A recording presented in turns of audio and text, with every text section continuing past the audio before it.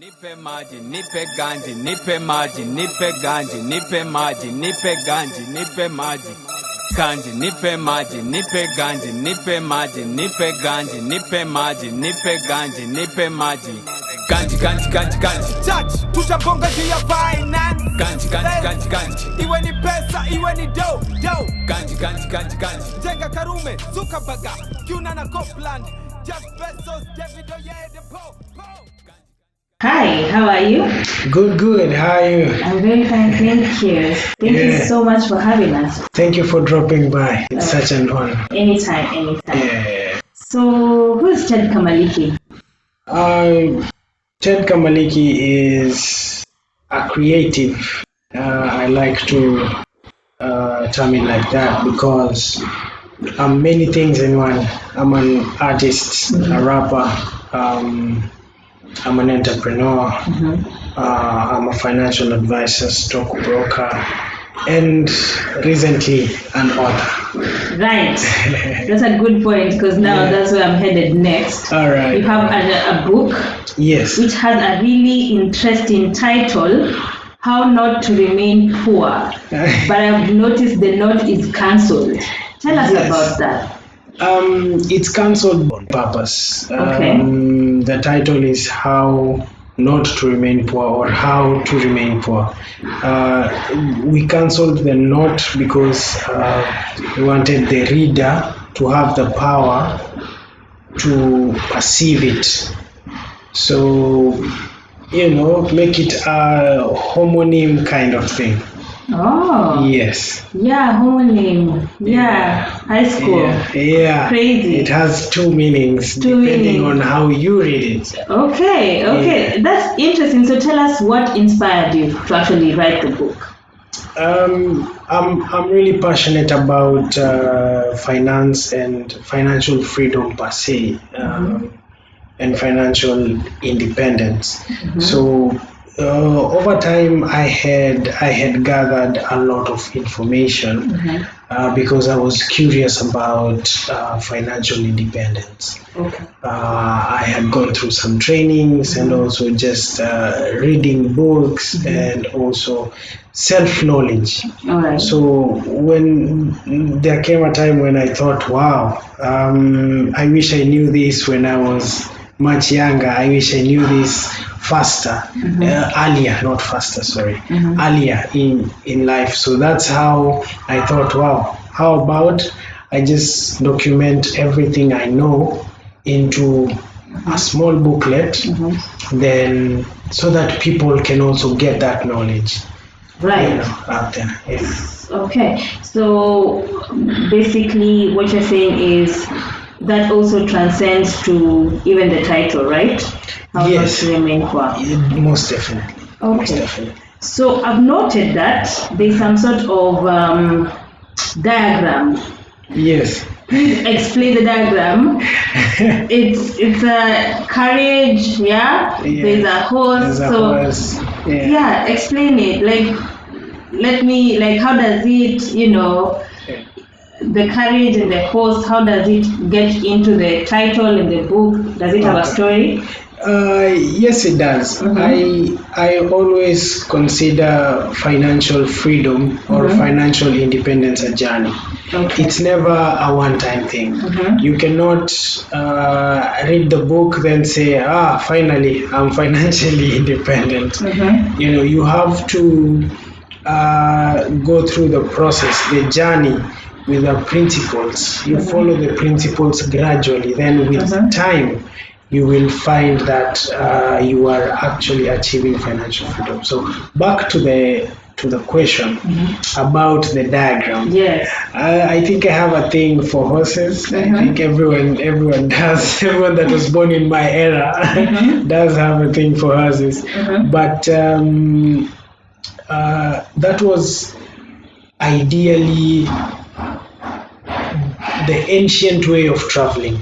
Yes. That was the ancient way of traveling. So it just comes with that ancient wisdom, and a lot of people in the past actually used these principles, the principles that are in this book, and they became wealthy. So I wanted it to have that feel, the feel of you're taking a journey.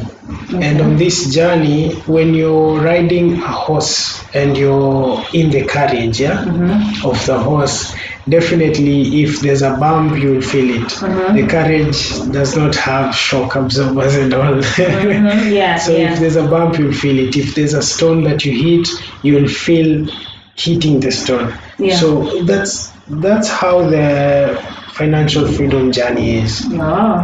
You'll feel a bit of pinches, but that's creative for you. It's worth the drive. That's a very creative diagram. I like it. Thank you.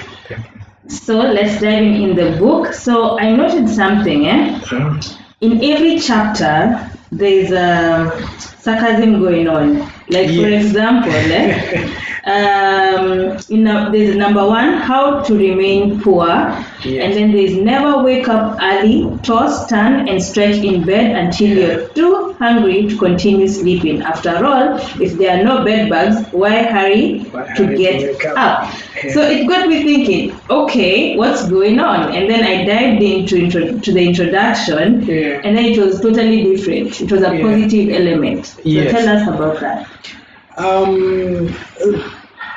Like I said, I'm a creative, so I wanted to employ that creativity even in my writing. I wanted to ensure that before you read a chapter, you have something to make you smile, to brighten up your mood, or to get your thoughts thinking. So I had to use sarcasm because it brings out that element so well. If you realize all those introductions to topics, they are quite funny, but if you look at it critically, they make a lot of sense. They do. All right. So I've also gone through the book, and I've noted you're using or quoting Bible verses. Tell us about that. I am a Christian. I'm born again, and I believe one of the books that I read during my research time before writing this book was the Bible. So it really has a lot of knowledge that I can't miss to just quote it, because it has taught me quite a lot. Okay, so I've also noted you are covering amazing topics in this book. We have mindset towards money, current financial position, managing debt, tracking finances, budgeting, saving, investing, and living abundantly. Is there specific, like, they seem very well picked? Talk to us about that. I picked the topics from my observations, and observations that I did were, how are people living? I read a few researches about people in Kenya and across the world, and what people are struggling with, and I could also see, from my general society, the people I relate with, friends, family, and all, and I could see the major things that were really affecting them. Plus, these are the major principles of financial freedom. Okay. So if you just grasp those principles, then you'll be definitely on your way to financial freedom. So that's how. And actually, even the way they are arranged in a certain way where if you can follow that sequence, I can guarantee that at 99.99%, eventually you will attain financial freedom.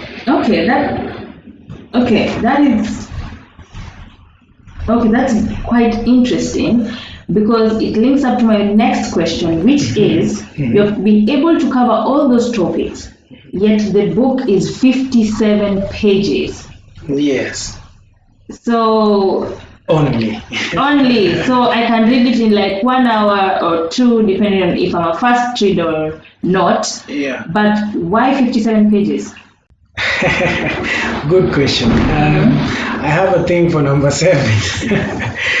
But anyway, I did not know they will be 57. They were actually a bit more. But we settled on 57 pages because I wanted this knowledge to be able to reach every person out there. Even those who don't love reading per se, they could be able to read it, because if you get to a person who is not really into books, if you give them a big book,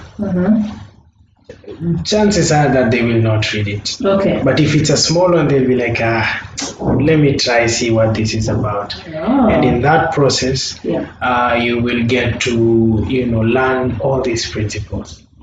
Why? Because so many financial books, especially self-guide financial books, are very bulky. So that's why this information has not reached so many people out there, because most people are not readers per se. They're not frequent readers. So if you give them a bulky type of document, probably they'll not read it, or they'll start and not finish. So I just wanted something that you can read if you're a fast reader in less than an hour, and you'll have gained all this knowledge. If you're a slow reader, you can read it in not more than a day, and you'll be able to get all this knowledge at once. Actually, there's a story to it. Before I even thought of writing a book, I used to struggle a lot to read. The only thing I read were course books, because of exams. So I had to, read these course books and all. But I really struggled reading novels, reading, guidebooks, self-guide books. Even the Bible itself, I struggled reading it. So I once stumbled upon a book. It's called The Bulldog Mentality. And this was the first book I read. And I was in a bus. So I read it from where I was going to town, to Nairobi CBD. Okay. So by the time I arrived in town, it was quite interesting that I had to stop what I was to do to go and sit somewhere so that I just finish up, because it was just a few pages. Just to finish up the books, the few pages, then, go back to what I was doing. So I thought, wow, if I ever write a book, I want it to be like this book. Right. It's small, but very impactful. Oh.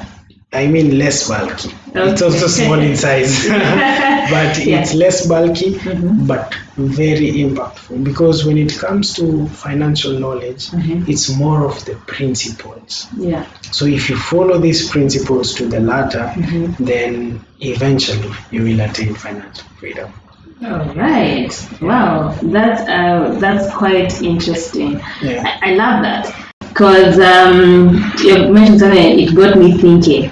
So I want you to talk to the person who hasn't read this book. Why should they get the book? Why not get the book? Okay.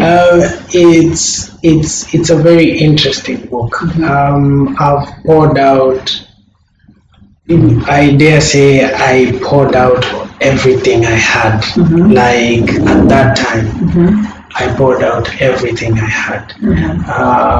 I even went much deeper to even talk about myself. Right. As a case, as a case scenario, I spoke about my story, and stories of people I've seen, something that you can relate. especially if you're from Africa, you'll really relate to the book because it's daily occurrence and it's clear, you know. So yeah, that should be quite a motivation to get the book. And of course, who doesn't want to attain financial freedom? True. Tell me. So everybody, let's go and get this book. Yeah. The title is How Not to Remain Poor or How to Remain Poor by Kamaliki Ted Kalani. Yeah. It has 7 steps, 1 goal. Definitely. You have to get it. Do you have any other financial books either out or to come? I don't have any other financial book out, but I'm working on a series of books. But this time they'll be geared towards the younger generation. Okay. The children. All right. So I'm working on a series of books for children on the same topic though. Okay. Like I said earlier on, I'm really passionate about financial freedom and getting this knowledge out. Yeah. And I feel like if this knowledge gets to a younger me, the Ted that was 6 years, you know, at 6-7 years you're able to interpret a few things. So the Ted that was 6 years, 7 years, 5 years, you know, if they get these principles and they apply those principles in life, by the time they are 18, chances are that they will already be financially independent. Yeah. So I'm working on a series of books for children, which should be out probably by the end of the year or early next year. Right. So look out for them. Looking forward to. Yes. So I know you have also told us that, but what else are we to expect as we come to a close? Expect a lot from me. A lot of trainings coming. We are planning on doing tours for the book and also financial independent tours where we will go around, get chamas, schools, churches, and get to educate them on you know, principles of financial freedom, because the end goal is to have everybody being financially independent. Right. Yeah. Okay.